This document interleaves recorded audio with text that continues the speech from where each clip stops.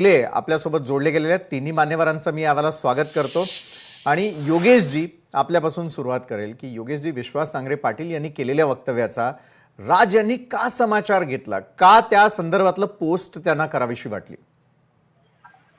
योगेशजी, हे बा विश्वास नांगरे पाटील हे महाराष्ट्रातील एक रिस्पेक्टफुल अधिकारी आहेत, परंतु याचा अर्थ असा नाही की ते जे करतील ते महाराष्ट्राला पटेल। बर, महाराष्ट्रामध्ये अशा अधिकाऱ्यांची आम्हाला आवश्यकता आहे की जे त्यांचे अधिकार बजावताना जात धर्म यांचा कोणताही विचार करणार नाहीत। त्यांच्या दृष्टीने त्यांचं कर्तव्य हेच सर्वप्रथम असेल। बर, विश्वास नांगरे पाटील ज्या कार्यक्रमासाठी गेले होते तिथे ते व्यक्ती म्हणून गेले असते तर कदाचित चाललं असतं, परंतु तसं न करता ते त्यांनी तिथे जे विचार मांडलेले आहेत ते विचार स्पष्टपणे सांगत आहेत की ते कुठेतरी एका बाजूला झुकलेले आहेत।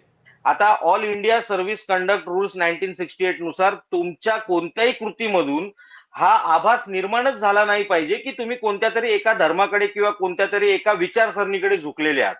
तुमच्या सर्व निष्ठा या तुमच्या कर्तव्यावरती, तुमच्या खात्यावरती असल्या पाहिजेत।